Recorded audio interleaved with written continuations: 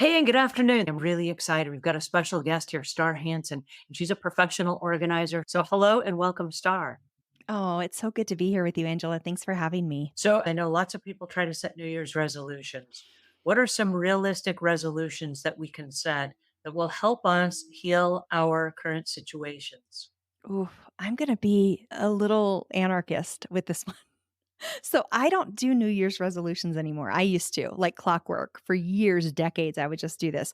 And then last year, I found mold in the house that I was living in and had to move right in the middle of the holiday season. And it totally threw me off, and I couldn't do my normal resolutions. And I thought, that's fine. I'm going to do it on the spring equinox. That's a great time to do it. The world is waking up, it's feeling alive.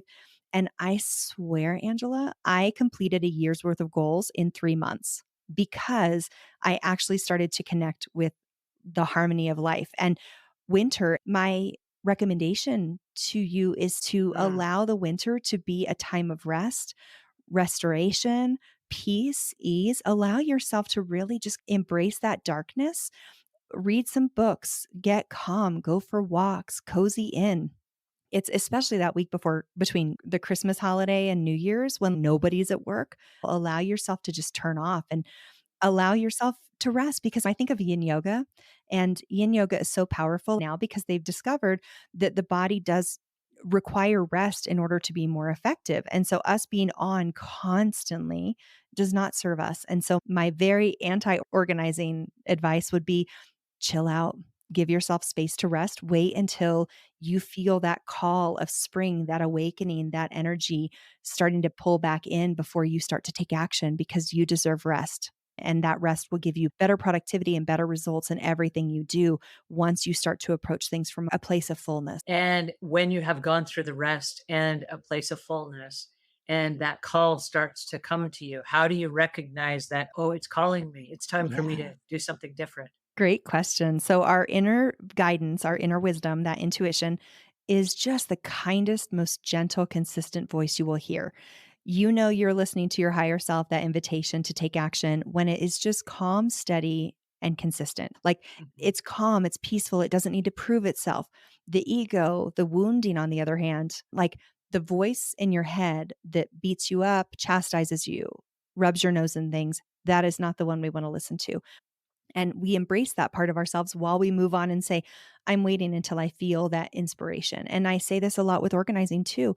When you look at the whole house of organizing, I don't want you starting with the thing that makes you want to punch yourself in the face. Please don't start with that. Find the one thing that you feel open to, excited about. Maybe it's taking the donations that have been sitting in your trunk for the last 3 months. Maybe it's emptying your junk drawer. Maybe it's organizing your photos for an hour. Such a beautiful practice to just listen to what feels good and to take action on that, because there's enough things in this world that we don't get a lot of control about, that we don't necessarily prefer and we have to do. And so look for ways that you can start making goal setting and productivity and organization feel good to you. And because these are things that are never really going to go away, they're just a thing that we have to learn to do in our lives. Start to teach yourself that organizing doesn't have to be punishment. Goal setting doesn't have to be punishment, that it can be a lightness. I love that.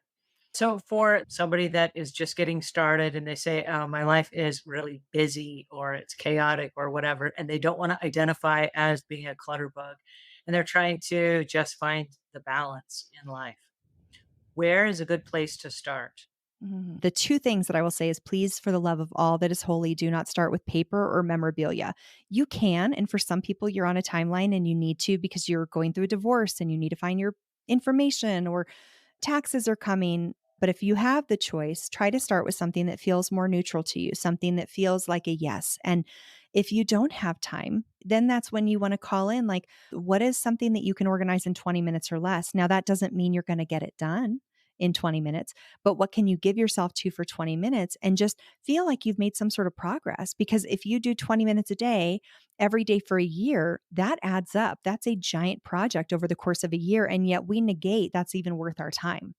And I understand that people are busy, but I also understand people will devote time, money, and energy to their priorities. So you might be Mhm. busy, but you might also make time to scroll for an hour at the end of the day. And you could spend that time clearing photos on your phone. It doesn't give you the same dopamine hit that TikTok will give you, but it's still a choice that we're making. So I think one of the most important things is to be really honest with ourselves. It's also okay if it's not a priority for you to organize right now. And I support that wholeheartedly because I trust your intuition. I trust your knowing. And you may have too much on your plate. What if it's okay to just not be productive? What if it's okay to just listen to what you truly need and act from there? And because what I've seen is it's not going to turn you into an eternal sloth. And that's the Mhm. fear. The fear is I'm going to get lazy. It's going to, no, you are learning to trust yourself. You are learning to love yourself. And eventually there will be a moment, wait for that, allow that space and trust yourself to know that when it's time to handle those things, you absolutely will. And I'm glad you brought that up. I don't know that a lot of people are consciously aware that the things that you need in your life start showing up when you're ready. Yeah. I know lots of times you'll turn on, I don't know, the computer and YouTube pops up and suddenly a video is right in front of you and it's not what you were looking for, but it might be exactly what you need. So Mhm. sometimes it's our intuition and sometimes it's the universe being like, knock, knock. So the universe will absolutely show you where it wants your attention when it's the right time. And so, why do we think we have to carry the weight of planning every single thing that happens in our lives? Like, just try to be here now, take a deep breath, and say, what's the next thing that I can take action on that will feel good to me? It can just be as simple as that request. Well, it's interesting. It was a really brilliant comment about instead of forcing yourself to have New Year's resolutions, to take a more organic approach and let it come to you, kind of like the resting things are easier to catch, where it comes to you in an organic sort of way. And I think it's true that when you're ready for a particular project of cleaning or decluttering, that's going to come to you, it's going to make it self evident. But I think also the solutions that you might be looking for that have not allowed you to do it in the past, I think those solutions will also come. I know that sometimes I will wake up out of a dead sleep and I'm like, wait a second, I just got an idea that just solved one of the problems that I've been working on in the back of my mind. Almost as if my unconscious mind was looking for answers and then boom, here it is. I just got the answer that I was looking for. Totally. Or we'll be in the shower and we're like, whoa. And one of the things that I have done intentionally as a result of welcoming that aha moment is because I discovered that it usually comes in the shower. In the shower, we're disconnected from our electronics. Mm. We're not interrupted by anyone or anything. We're by ourselves alone with our thoughts. What if you could be alone with yourself, with your thoughts, completely unplugged from everything for, let's say, a half hour to an hour a day? I know that's a huge commitment. It's so great. I will tell people do this with your clutter. Like when I'm Mhm, working on a project in my house, the first thing I do is not go launch in there with my label maker and garbage bags. I will go and stand in the space and look at it. And I might do that for 5 minutes at a time and then walk away. And I might do that whole process for weeks before I take mhm. action. And it's not that I'm consciously thinking some deep thoughts or planning things out.